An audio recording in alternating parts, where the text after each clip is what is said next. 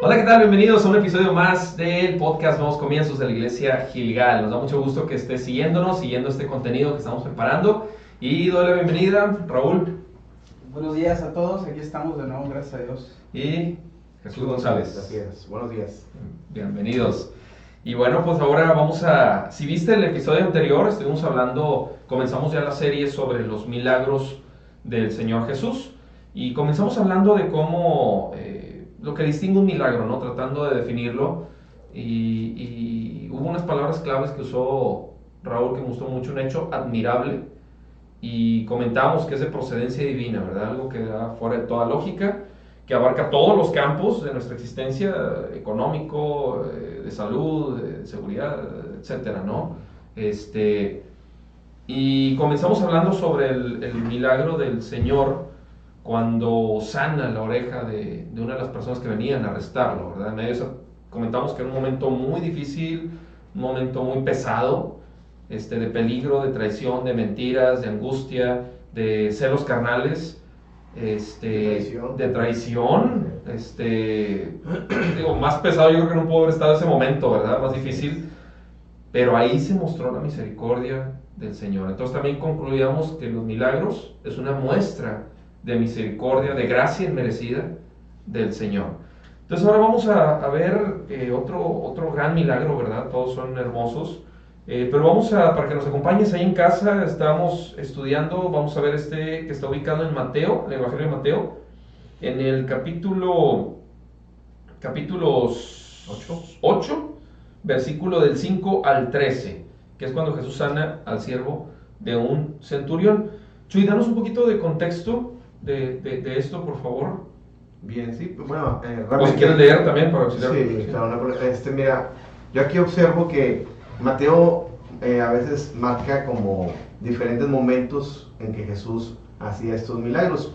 Algo que se comenta es que el Mateo no es un orden cronológico. O sea, por ejemplo, aquí habla que Jesús sanó a un leproso, es lo que vemos previamente a la sanidad del que vamos a hablar hoy, que es del siervo del centurión, pero no quiere decir que había sido antes, sino que Mateo coloca en este caso tres milagros, cuando Jesús sana al leproso, y luego Jesús sana a un siervo, y después dicen que por eso se enojó Pedro, ¿verdad? Porque sana a su suegra. Entonces, Vamos que no. muy bien, entonces son de esos tres milagros que vienen en paquete o en combo, y después vienen otros tres y luego otros tres, así los acomoda, pero no quiere decir que hubo un orden cronológico. Lo que sí es de que son hechos admirables, son hechos que hacían una distinción de Jesús en ese momento que se estaba viviendo en el pueblo de Jerusalén, en ese caso aquí Capernaum, que es donde dice que entrando Jesús en Capernaum, eran hechos, vamos a decir, inéditos, que incluso en algunas ocasiones hasta resucitaba a la hija de Jairo, por ejemplo. Entonces eran unos hechos que bueno, dice también Juan, que no se escribieron todos. De escribirse todos no hubiera suficiente papel para poder escribirse. Entonces los milagros de Jesús que vemos en la palabra de Dios son segregados, o vamos a decir así, bien que sirven para conocer a Cristo, ¿verdad? Que eso es lo que también Cristo quería. Cristo quería darse a conocer de una manera que era inigualable, ¿no? Entonces, pues vamos a leerlo, ¿verdad? En Mateo capítulo 8, versículos del 5 al 3, vamos a leer bajo los primeros tres. Sí. Dice, entrando Jesús en Capernaum, vino a él un centurión rogándole y diciendo, Señor, mi criado está postrado en casa, paralítico, gravemente atormentado. Y Jesús le dijo, yo iré y le sanaré. Muy interesante, si me dejas aquí comentar un poco al principio, vemos aquí que es un centurión, ¿verdad? Un centurión en esta época, Jerusalén o los judíos estaban gobernados por los romanos, y entonces esta persona no era cualquiera romano, era como un tipo general, una autoridad que tenía a su cargo por lo menos a 100 siervos, por eso era un centurión. Y entonces uno de sus criados, así lo escribe Mateo, o de sus siervos, estaba enfermo, ¿verdad? Y me gustaba, cuando empecé a leerlo, me gustó porque ese centurión, aunque era una autoridad, como tú dices, una autoridad, una persona distinguida, quizás también un poquito, a lo mejor podría haber sido una persona de disciplina, firme, se preocupaba por su siervo, ¿verdad? Se preocupaba, le mortificaba, vamos a decirlo de esa manera, en nuestro lenguaje actual, ¿verdad? Se mortificaba porque él estaba, dice aquí, paralítico y estaba pues, gravemente atormentado. Yo me imagino como a lo mejor en depresión, una persona que no puede levantarse, una persona que no puede moverse y quizás que estaba acostumbrado, podemos imaginarnos si era parte de un grupo de soldados, pues, a lo mejor él tuvo un accidente y cae paralítico y ahora no se puede mover, y te imaginas una persona atormentada, una persona quizás frustrada, y lo que cabe es decir que pues, él podría haber dicho, bueno, pues él se muere y pues tomo otro, y acabo tengo 99 más, ¿verdad? Pero no, en ese caso, él se preocupó, y algo muy interesante que yo creo que podemos aprender, y con eso cierro el comentario, es de que él fue a Jesús. Así es. Qué padre, ¿verdad? O sea, qué interesante, una persona de autoridad seria, recia quizás, y que no era judía, Era pagano. que era romano. Así es. Algo vio en Jesús que dijo, esto no se va a sanar si no voy a Jesús, ¿verdad? Entonces nosotros a veces cuando enfermamos o cuando tenemos algún problema o cuando tenemos a un pariente enfermo o a un ser querido, como es el caso, ¿verdad? Enfermo, ¿qué hacemos? ¿Vamos a Jesús? ¿O vamos al doctor? ¿O qué le decimos? Mira, pues te hace el testamento, no voy a hacer que se ofrezca. ¿Qué hacemos? ¿Verdad? Aquí vemos un gran ejemplo de este centurión. Así es. Que aún y en su forma de ser, fue a Jesús. Muy bien, bueno, pues vamos a dejar aquí para hacer una pequeña pausa y luego ya regresamos para desmenuzar qué fue lo que sucedió con este hombre de autoridad, este centurión. Ahorita regresamos. Hola, ¿qué tal? Esperamos que este episodio sea de bendición para tu vida. Te invitamos a que asistas a nuestras reuniones. Jueves a partir de las 7:30 de la tarde. Los domingos iniciamos con escuela dominical, clase para niños, jóvenes y adultos desde las 10 de la mañana para después pasar a la reunión general a las 11 de la mañana. Te esperamos. Sigue disfrutando de este contenido. Y regresamos después de esta pausa y vamos ahora sí a entrar de lleno después de la introducción que nos presentó Chuy, y algo muy importante que decía, o sea, esta era una persona considerado gentil o pagano en aquellos tiempos, este centurión, pero fue alguien que acudió a Jesús. Ahí lo dice claramente, vino a él un centurión rogándole, ¿verdad? Sí. Si lo comparamos con la otra, que el otro ni siquiera lo pidió ni nada, esta persona, bien dijiste, vio algo en Jesús, vio esa figura de autoridad. O sea, lo que estamos hablando es acerca de los milagros, ¿verdad? Y que los milagros en Jesús, esos milagros asombrosos, ¿verdad? De curación y de sanidad a las personas, a los paralíticos, a los cojos, a los ciegos, resucitando personas, todos estos le dan el sello de autenticidad en Jesús como el Mesías, ¿verdad? Como el Cristo, como el enviado de Dios, como el Hijo de Dios, con poder y autoridad para hacer todas estas misericordias y estos milagros, ¿verdad? Pienso que esto es un factor que impío o pagano o gentil de los romanos vio en Jesús, ¿verdad? Y este hombre está haciendo obras de Dios. Y entonces, atreviéndome a hacer esta conclusión, este hombre dice, este hombre es el Mesías. Así es. Voy a él, le ruego, Señor, ya con fe. Sí, de hecho. Una persona no judía, ya con fe en Jesús, ¿verdad? Pero eso viene más adelante. Eso más adelante, sí. Entonces, como decíamos, ¿verdad? Acerca de los milagros, el Antiguo Testamento hubo muchos milagros. Manifestaciones de Dios, Lázaro saliendo, que no se consumía, el mar abierto, las plagas, tantas cosas, ¿no? Que se le adjudican, por supuesto, a Dios. Pero aquí en Jesús el milagro es en su persona, dándole la autenticidad, la adjudicación de ser el Mesías del Hijo de Dios para todos los que lo estaban viendo. ¿Verdad? Él es el Cristo, el Hijo de Dios. Y aquí para mencionar un poquito, en nuestros tiempos, definitivamente que la medicina está muy avanzada. Inclusive para cuando una persona, como en este caso dice paralítico, es difícil aún todavía, ¿verdad? Y necesita ayuda, es una persona dependiente. Pues imagínense en esos tiempos. Sí había ciencia médica, pero pues muy limitada, no había consideraciones, no había, en fin, muchas cosas que ahorita tal vez ya lo hay, pues claro que era muy difícil, o sea, no estamos hablando de cualquier problemita, era algo muy, muy pesado, pero aquí me llama la atención del Señor, en el versículo 7 dice, y Jesús le dijo, yo iré y le sanaré.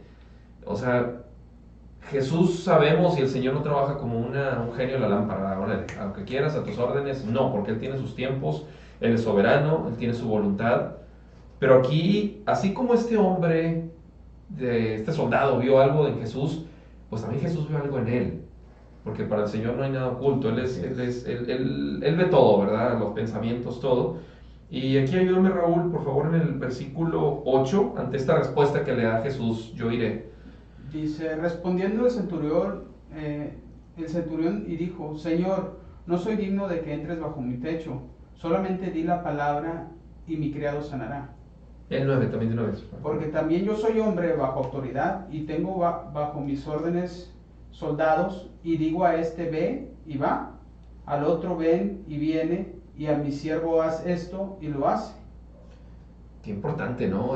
Ahí está lo que complementa lo que se mencionó ahorita. O sea, este centurión reconocía, veía, y al mencionar que era pagano, no le hacemos un mérito despectivo, sino un mérito de que él tenía otros dioses. Sí. La cultura romana tenía otros dioses que se les adjudicaban poderes y hechos y lo que quieran, pero aún así, con todo ese conocimiento, él decía, no, ahí está la esperanza, ahí está la sanidad de este siervo. Él es el que tiene, como dices, autenticando, ¿verdad? La potestad sobre esta enfermedad.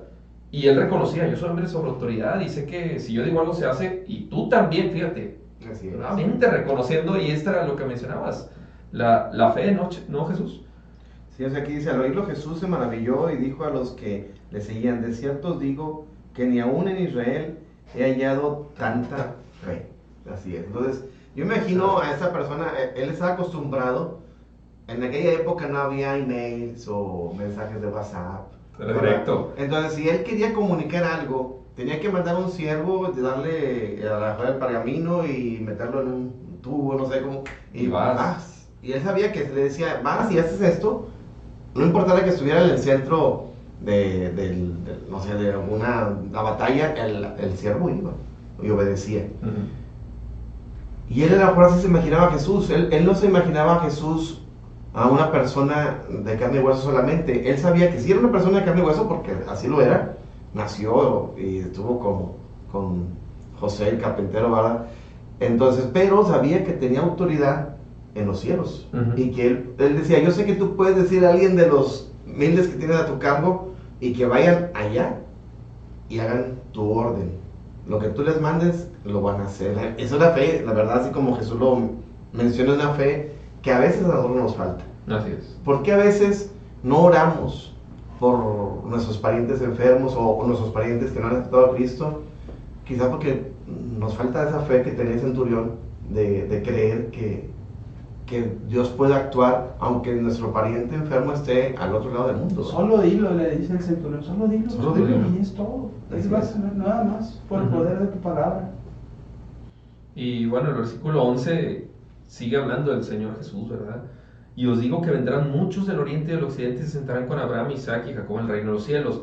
Mas los hijos del reino serán echados a las tinieblas de fuera, y allí será el lloro y el crujir de dientes. Conectando un poquito con, si ya viste los capítulos anteriores de ese podcast, de las bodas del Cordero, ¿verdad? De esa boda, donde hay consecuencia, o sea, hay beneficio por aceptar estas oportunidades, por tener fe, por creer. Claro que hay bendición, pero también, pues hay consecuencia, ¿verdad? De las malas decisiones que nos llevan a esto. Y todo, yo creo que se resume en el versículo 13. Sí. Entonces Jesús dijo al centurión, ve, y como creíste, te sea hecho. Y su criado fue sanado en aquella misma hora. O sea, es esa conclusión tan bonita de esa fe que el Señor vio, que el Señor detectó en este hombre, que este hombre manifestó públicamente también. Es que yo sé que no fue en lo secreto como Nicodemo, ¿verdad? O sea, vio que estaba Jesús, voy a ir, acudió a él, le rogó. Pues aquí está, ¿verdad? El beneficio, la consecuencia positiva. El Señor vio esa fe, el Señor obró el Señor es movido a misericordia también, lo menciona también la palabra, ¿no? Y eso es lo hermoso de milagros como este. Así es. Y fíjate que a veces nosotros como pretexto utilizamos es que yo no sé si sea la voluntad de Dios que sane esta persona, ¿verdad? Y soy muy espiritual.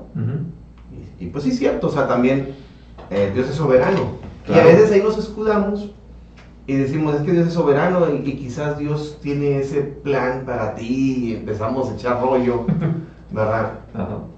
Pero ese siervo no tuvo ese paradigma, ¿verdad? Ese centurión, ¿verdad? Es verdad, digo, porque cuando oramos, bueno, en el personal, el Señor, yo te pido que los sanes, pero que se haga tu voluntad. Ahí es donde ya no concuerda, sino que dices, pues sí oro, pero pues si quieres que se vaya, pues que se vaya, ¿verdad? En lugar de esto, oye, sánalo con certeza, con firmeza. Sí. Exacto. Como lo dice ese centurión, ¿verdad? Independientemente de la voluntad de Dios, ¿verdad? O sea, sin darle ese titubeo, ¿verdad? De decir, pues si que no yo es creo que esto, eso es lo otro. Así es. Es lo acabas de decir, el titubeo. Pero pues que sea tu voluntad, ya titubeando, ya como que, bueno, pues no, o sea, y la Biblia es muy clara, el que pídalo creyendo, ¿verdad? No como que, bueno, si no se pudo, pues en un sentido conformista, en un sentido... De duda. Sí, o sea... Es incredulidad. Sí, aquí, como tú lo dices ahorita, el centurión le dijo, solo dilo. O sea, solo tienes que decirlo y se va a hacer, Jesús, ¿verdad? Entonces, tiene una fe contundente. Entonces, no se fue con que, ¿cómo ves, Jesús? Si te sale tu plan y si tú lo quieres, ¿verdad? No. Y él sabía que Dios era soberano, pero él también sabía que si le pedía, y Jesús después, lo hemos leído varias veces, él dice, pedid y se os dará, ¿verdad? Buscar y hallaréis, porque todo aquel que pide, se le dará. Entonces, creo yo que podemos cerrar con esta reflexión de que sepamos que Jesús tiene el poder para hacer lo que nosotros no podemos, hasta lo imposible, porque de hecho hace poco lo compartí en internet, porque hay cosas que para los hombres es imposible, pero para Dios no hay imposible. Muy bien, pues gracias por esta conclusión. Raúl, ¿quieres comentar algo ya para concluir? Sí, solamente que este centurión decidió creerle al Señor, ¿verdad? Es una decisión de las personas, y esa fe tan grande que nuestro Señor Jesús se maravilló y le dijo, así como lo crees, así que sea. Bueno, pues la invitación también para todos, ¿verdad?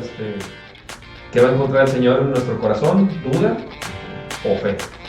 Entonces, pues muchas gracias por habernos acompañado. Gracias. Recuerden compartir este contenido. Si no se han suscrito, suscríbanse para que les lleguen notificaciones de todo lo que estamos preparando. Muchas gracias, Dios los bendiga.